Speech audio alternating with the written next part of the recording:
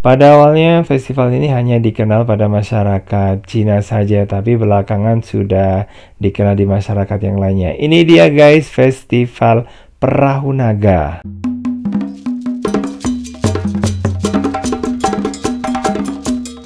Assalamualaikum warahmatullahi wabarakatuh. Apa kabar semuanya guys? Ketemu lagi di Ensiklopedia Budaya. Oke guys, kali ini saya akan membahas tentang sebuah festival ya yang dikenal pada masyarakat Cina. Nah, ini dia guys, Tuan Wuqi atau yang dikenal dengan sebutan Festival Pecun di kalangan Indonesia yang keturunan Cina ya. Nah, festival ini adalah salah satu festival penting dalam budaya dan sejarah Cina. Nah, Pecun ini berasal dari bahasa Hokkien yang dipendekkan dari kata Pelengcun atau Peliongcun yang maknanya itu atau artinya mendayung perahu naga. Nah, makanya ini juga disebut sebagai Festival Perahu Naga guys. Nah, meskipun perlombaan perahu naga ini sekarang itu ya bukan praktek yang ini ya umum di kalangan Tionghoa Indonesia, tapi istilah Pecun tetap digunakan untuk menyebut festival ini. Nah, dalam masyarakat Hakka, nah perayaan Tuanmu biasa disebut sebagai Tonyong ya, dan festival mendayungnya itu disebut sebagai Pa Liung Son. Nah gitu guys. Terus kemudian festival ini diadakan setiap tahunnya pada tanggal 5 bulan 5 penanggalan ini ya Cina ya, yang dihitung dari masa dinasti Zhou. Nah guys, perayaan festival ini biasanya diketahui ya, berkaitan dengan makan bakcang. Nah, bakcang ini merupakan makanan yang ada isinya tengahnya gitu guys, dan bentuknya itu berisma segitiga ya. Dan nggak kalah menariknya adalah perlombaan dayung perahu naga. Dan yang unik di sini yang merayakannya itu udah secara luas ya, bahkan pesertanya itu berasal dari luar negeri juga ya, seperti Eropa dan Amerika. Nah, kalau ngobrol soal asal-usul dari festival ini ada yang mengatakan bahwa ini berkaitan dengan seorang menteri dari negara Chu, yaitu Chu Yuan, yang hidup pada tahun 339 sebelum Masehi sampai 277 sebelum Masehi di negara-negara berperang. Dia itu seorang pejabat yang berbakat dan setia pada negaranya. Banyak memajukan negaranya dengan memberikan ide-ide, bersatu dengan negara Qi juga ya, untuk memerangi negara Qin. Tapi sayang, dia dikritik oleh keluarga raja yang tidak senang dengan keberadaannya, dan dia malah dituduh sebagai seseorang yang korupsi ya. Dan padahal sebenarnya Chu Yuan ini kepingin ya negaranya itu bagus ya, dan dia merasa cemas dan sedih dengan masa depan dari negara Chu sendiri, karena negaranya itu banyak orang yang korupsi gitu guys. Tapi dia malah dituduh sebagai orang yang juga ikut korupsi dan merugikan negara gitu guys. Dan kemudian sebagai protesnya dia terjun ya ke sungai gitu guys, dan ini tercatat dalam buku sejarah Siqi.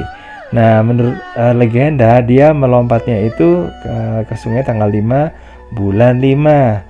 Nah, rakyat kemudian merasa bersedih karena ini ya, kemudian mencari jenazah sang menteri di sungai itu. Dan mereka mulai melemparkan nasi dan makanan lain ke dalam sungai. Maksudnya sih agar ikan-ikan dan binatang-binatang yang lainnya itu, termasuk juga udang, tidak mengganggu jenazah sang menteri. Kemudian untuk menghindari makanan itu dimakan sama ini ya, sama naga, dibungkuslah dengan daun yang kemudian disebut sebagai bakcang sekarang.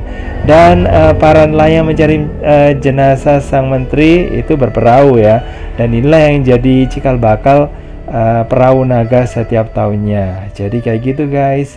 Dan untuk perayaan sejenis ini juga dirayakan juga sama suku Yue di selatan Tiongkok atau jadi Cina pada zaman dinasti Qin dan dinasti Han.